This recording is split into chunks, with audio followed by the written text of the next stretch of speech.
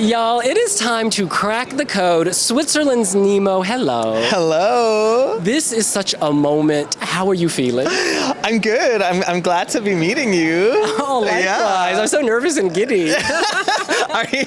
Because I'm kind of nervous now as well.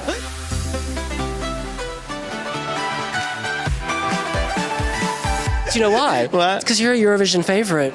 The favorite. God, am I? Really? Yeah. Can you say that? It's not, you cannot you cannot say that like that. What's it like? I feel like I really try to not pay too much attention to that, because I feel like this is a thing that can change all the time, and I feel like even if you're not a favorite, just you want to give it your best, and if you're a favorite, you want to give it your best. It doesn't I think I want to not pay too much attention to it. Okay, Yeah. Great. Well, we paid attention to your beautiful lyrics, the code. And for people who aren't familiar, in the song you talk about going to hell and back. Mm-hmm. What is hell and what was the journey? Well, for me, I think my personal hell was kind of feeling very alone with what I was going through, and realizing that I'm non-binary, and kind of trying to find the right words and the right people to talk to, and kind of feeling alone with that at first. I think that was really tough for me, and I think the getting back was a longer process, but it felt like what really helped me was finding the right people, opening up. I was really lucky because I have a super accepting family and community around me, so I'm very blessed in that way. And I think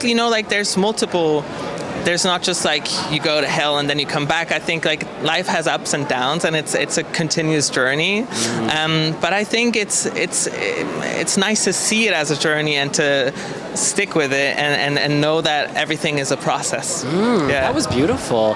And have non-binary people written to you about the song? What has their reaction been? I've gotten so many messages. I've gotten really heartwarming messages. It's crazy to me that people connect with the song that way. When I wrote it, it was I knew that it was super personal to me. I knew that it was gonna be a vulnerable experience also releasing it. But I just something felt really right, but you never know what happens once you release a song. It could people could not get the message, or they could not relate to it or so to see that people really truly connect with it is probably artistically speaking one of the most amazing things in my life as an artist so far. So it's really special, and I see so many messages, and every one of them means a lot. Well, in Madrid, that audience was connecting. When you came out and did the rap portion, it was so aggressive. It was like a professional rapper from Atlanta or Hollywood. How do you do that? Where's the energy coming from? It's really a thing that I had to experience for the first time, because I've never performed the song for a live audience until one TV show in Switzerland. And the first the moment it happened, I was whoa, wait, this is a totally different experience than what I thought it was going to be, because I was used to performing the song for the taping, for the auditions and stuff, and to see that people are actually there, it created a lot more energy that I was experiencing. And I listened back to the rap part, and I was woo, I was going at it. I'm where did that come from? Yeah, a beast. Yeah. It's a very cathartic experience performing the song. I feel I can only describe it as I'm almost becoming one with the song in a way. It's I forget about everything else. It's just kind of the moment. What's the most difficult part of the song? Because you have opera, drum and bass, rap. I think the most difficult part of the song is probably the second chorus, before everything breaks down. That is a very it's a very intense.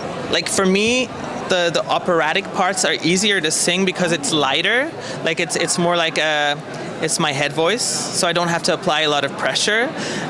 But the choruses are actually the hardest because they're right in my chest voice, where it gets almost a little bit too high for me. So I really have to focus on that part most in the performance. I think that's the part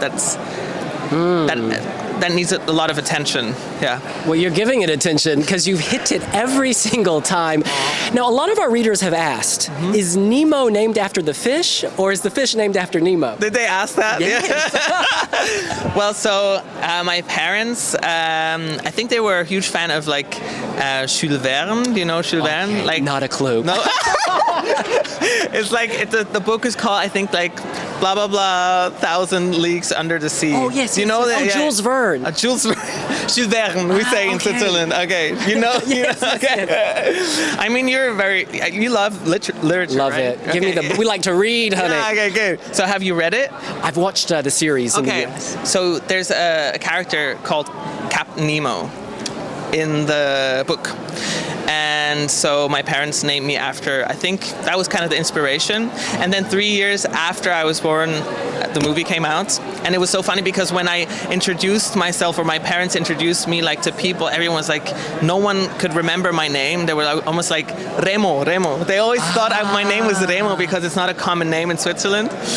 And then when the movie came out, like something switched. Like it was, like the movie. Like, and ever since then, I didn't have to repeat my name. So it's been good. Final question for you. Nemo, the captain, navigating the seas, rough waters. Your song, cracking the code. There's more to life than 0 and 1s. Tell us, what is your advice for all the people facing challenges, struggling to find themselves? Wow, that's such a nice question. I think for me, like the most helpful thing was, and you can only do that, I think, if you have people in your life that you trust. If you don't have those, like try to find them somewhere else, like with the internet or whatever, like find some sort of community and try to open up, try to talk about things, because I think the moment we talk about things, they become easier, and you feel like, and you realize you're not alone. And I think that is probably I think that helped me a lot, and I would guess it helps other people as well. You know what helps me? What? Seeing you in this fabulous, I don't know, is it like alpaca? Unicorn. I don't know. It's a unicorn. I'm a unicorn. Fabulous. You got me. So nice to meet you. Nemo, Switzerland, the code. We love you. Thank you.